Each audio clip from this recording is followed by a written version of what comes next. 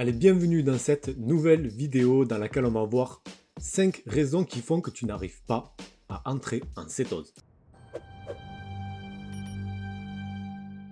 Je m'appelle François Bellet, je suis naturopathe et je suis spécialisé dans l'enseignement de l'alimentation cétogène et du jeûne intermittent à destination des personnes qui souhaitent perdre du poids, retrouver une belle énergie, en finir avec les douleurs inflammatoires et en finir avec leur addiction au sucre. Si ça n'est pas déjà fait, je t'invite à t'abonner à la chaîne en cliquant sur le bouton s'abonner juste en dessous et je t'invite à me laisser un petit like sur cette vidéo pour faire connaître cette vidéo et permettre aux personnes qui ont du mal à entrer en cétose à trouver des solutions. Alors si vraiment tu débutes et que tu débarques ici un petit peu par hasard, qu'est-ce que c'est que la cétose, aussi appelée la cétose nutritionnelle? Eh bien c'est tout simplement la base de l'alimentation cétogène, d'accord? C'est donc de entrer en cétose.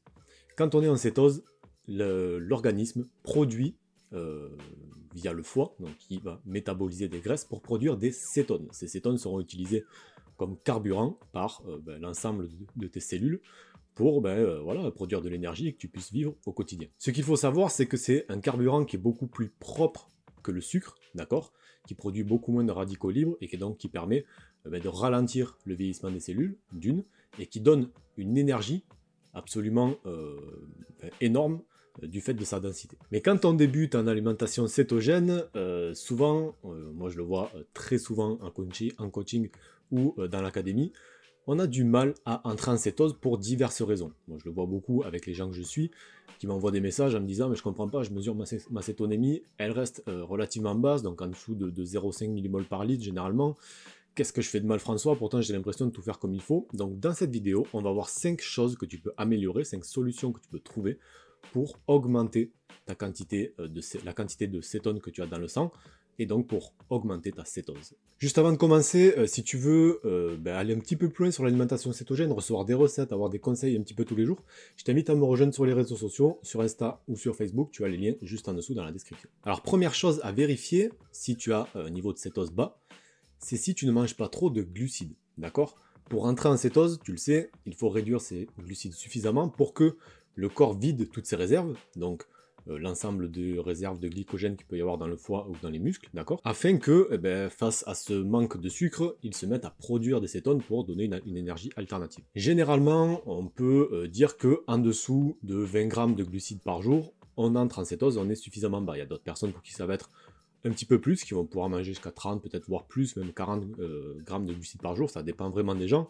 Mais on va dire, de manière générale, en dessous de 20 grammes, c'est ce qui se passe. Le truc, c'est que parfois, tu penses être en dessous de ces 20 grammes de glucides par jour, mais en fait, tu n'y es pas. Pourquoi? Tout simplement parce que alors, soit tu consommes des glucides sans le savoir, d'accord? Ça peut être le cas si tu consommes certains produits transformés, même dit low carb ou cétogène. Ça peut être le cas si tu consommes notamment beaucoup de pain cétogène, ça peut être le cas si tu consommes notamment beaucoup de desserts céto. D'accord, c'est très facile de faire augmenter le nombre de glucides dans ces cas-là. Ça peut être le cas aussi si tu as tendance un petit peu à te lâcher sur tout ce qui est noix, amandes, etc. D'accord, c'est très facile de faire monter le taux de glucides. Autre chose qui fait que ça peut t'arriver, c'est que tu te fies à des applications comme l'application, alors il y a Fat Secret, il y a Carb Manager, il y a Yazio, il y a Macro, voilà, ce genre d'application qui permet de compter les macros, et que tu te fies aux macros qui sont donnés par l'application. Voilà, un petit warning par rapport à ça. Généralement, il y a beaucoup d'erreurs, d'accord, sur les aliments dans ces applications. Donc avant de leur faire confiance aveuglément, dès que tu rentres un aliment dans ce type d'application, tu vérifies cela sur la table SICAL. Donc je te mets le lien là, juste là. La table SICAL, c'est un petit peu la Bible pour ce qui est des compositions d'aliments. Dedans, tout ce qui est indiqué est très fiable. Donc avant d'entrer un aliment dans ton application de suivi de tes macros, vérifie que l'aliment, les macros qui sont déjà présents dans l'application sont bien en adéquation avec ce qu'il y a, je vais y arriver, dans la table SICAL. D'accord, c'est très important. Autre chose, parmi ces applications, ce qui peut se passer aussi, c'est que ils comptent aussi les fibres dans les glucides, d'accord? Or, les fibres sont à enlever, d'accord? Donc vraiment, comme c'est pas souvent des applications françaises, plutôt américaines, et que là-bas, les glucides comptent les fibres dedans, ça peut aussi porter à confusion. Donc faire très attention à ça, faire très attention donc aux aliments transformés ou aux espèces de, entre guillemets, faux amis de l'alimentation cétogène qui peuvent apporter un trop plein de glucides qui t'empêche de rentrer en cétose. Et donc attention aux applis où il faut être très vigilant pour s'assurer que les macros soient corrects. Deuxième chose, ça peut être un trop plein de protéines. D'accord, tu as dû peut-être voir sur différents blogs ou différents groupes sur Facebook. Les protéines, un excès de protéines peut se transformer en sucre via un phénomène qui s'appelle la néoglucogénèse. Alors ça, on trouve un petit peu tout par rapport à ça, des gens qui vont dire que ça n'existe pas, des gens qui vont dire que c'est que c'est forcément si, c'est vrai, ça existe, etc. Moi, après plusieurs années à accompagner des personnes dans ce cas, je me suis rendu compte de différentes choses, notamment, on n'est pas tous égaux par rapport à ça. Il y a certaines personnes qui vont pouvoir faire un excès de protéines dans leur alimentation sans que ça ait un impact vraiment franc sur leur glycémie, et il y en a d'autres pour qui ça va être le cas.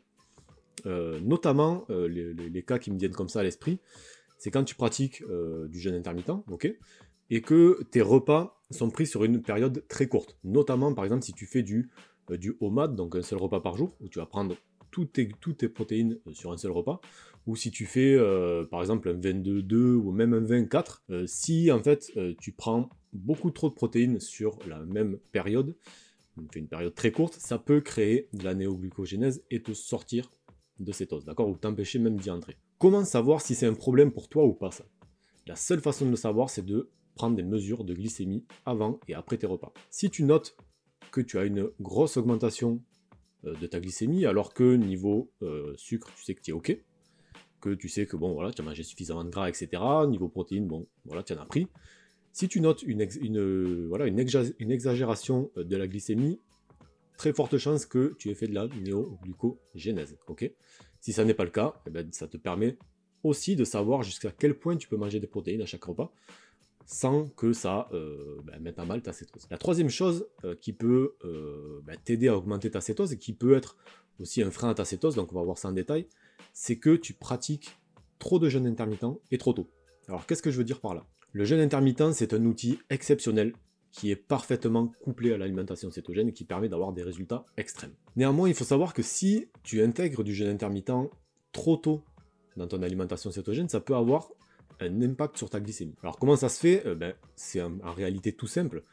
Si tu n'es pas encore adapté, ou que du moins ton adaptation n'a pas bien commencé, que ton corps a encore du mal à aller chercher tes réserves de gras et à les utiliser, surtout, d'accord? Qu'est-ce qui va se passer? Au bout d'un moment, il y aura des moments dans la journée où ton corps n'aura pas accès à de l'énergie.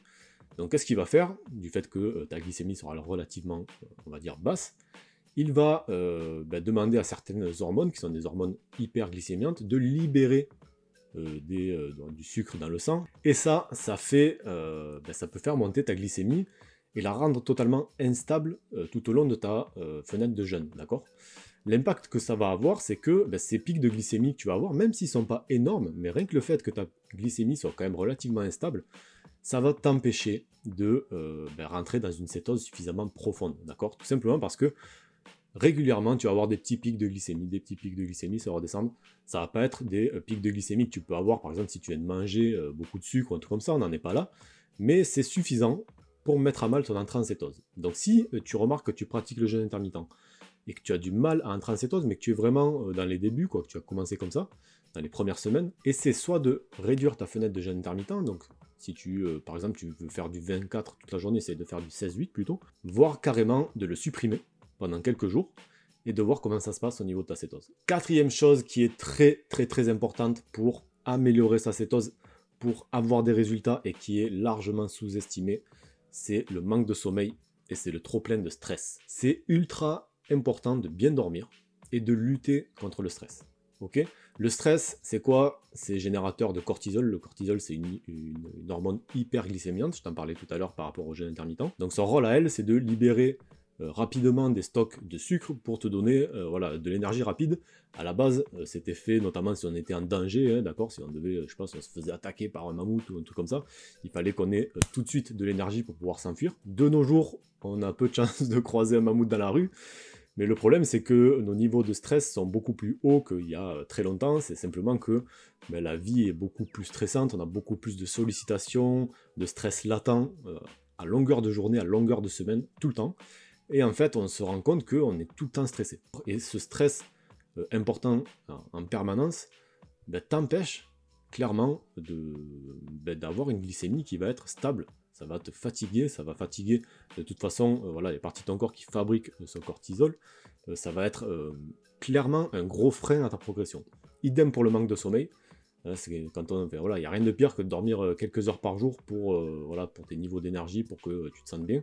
Donc vraiment, si tu as un mauvais sommeil ou si tu es quelqu'un de très stressé, c'est important de travailler sur ça. Ce que tu peux faire, il n'y a pas 10 000 solutions, mais pour le sommeil, c'est essayer de te coucher le plus tôt possible, d'accord, avoir au moins tes 8 heures de sommeil par jour.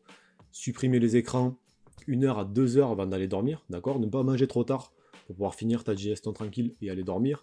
Ça peut être aller marcher un petit peu après ton repas du soir pour te détendre, voilà, ce genre de choses. Pour le stress, pareil, il y a tout un tas de choses que tu peux faire. Tu peux pratiquer la méditation le soir ou des activités, on va dire, très douces comme la lecture, hein, dans ton canapé, lire un petit livre, c'est idéal pour vraiment faire redescendre la pression. Une chose qui fonctionne très bien aussi, c'est pratiquer la gratitude. Le fait de se dire chaque jour, se mettre devant son miroir ou écrire dans un petit journal, et dire pourquoi on a de la gratitude, pourquoi les choses pour lesquelles on est content d'être là, et les choses qui nous apportent du bonheur tous les jours dans notre vie. On a tendance un petit peu à mettre tout ça de côté, à penser qu'à nos problèmes, à vouloir avancer, à ce genre de choses, alors qu'on a devant nous des tas de choses qui sont là et qui nous rendent heureux. Ça peut être, tu es content d'avoir tes enfants tous les jours qui sont trop beaux, tu es content parce que je sais pas, dans ton travail, ça se passe super bien et tu es très épanoui, même si à côté tu as d'autres problèmes, et bien ce point-là, il est génial, d'accord? Et c'est important de se rappeler un petit peu tous les jours tous ces points-là. Et ça, c'est vraiment des choses qui te mettent en paix et qui te permettent de réduire le stress grandement. Enfin, dernière chose qui peut t'empêcher d'entrer en cétose, ou du moins d'avoir une cétose beaucoup plus élevée, c'est de ne pas manger suffisamment de gras et de qualité. Quand je dis de qualité, c'est quoi? Tout simplement parce que les mauvais gras sont plutôt porteurs d'inflammation, donc ça peut tout simplement t'empêcher de rentrer en cétose, ça c'est une chose. La deuxième, c'est le manque de gras. Au début, je vois trop souvent de personnes qui hésitent à mettre du gras dans leurs assiettes cétogènes, qui vont hésiter à boire des cafés gras, à se faire des petits smoothies céto bien gras dans la journée, parce qu'elles ont peur de manger trop gras. Or, quand tu débutes, ton corps, pour lui, c'est pas une évidence totale d'utiliser le gras comme énergie, d'accord? Donc si tu lui en fournis pas suffisamment, même si, voilà, même si c'est pas forcément quelque chose qu'il va utiliser dès le début, mais si tu n'ajoutes pas suffisamment de gras à ton alimentation, il ne faut pas s'étonner que ton corps voilà, ait plus de mal ou mette plus de temps à se dire que les cétones sont, voilà, qu'il faut qu'ils produisent des cétones pour voilà, produire de l'énergie, tout simplement. Voilà, c'est tout pour moi pour aujourd'hui. Si tu veux aller beaucoup plus loin par rapport à tout ça, que tu débutes ou que tu veux te remettre dans l'alimentation cétogène, je t'invite à télécharger mon kit de démarrage cétogène. À l'intérieur, tu trouveras une formation complète sur l'alimentation cétogène, 7 jours de plan alimentaire totalement céto et le guide du jeûne intermittent. Allez, je te souhaite une excellente journée ou une excellente soirée selon à quelle heure tu regardes cette vidéo et je te dis à très vite.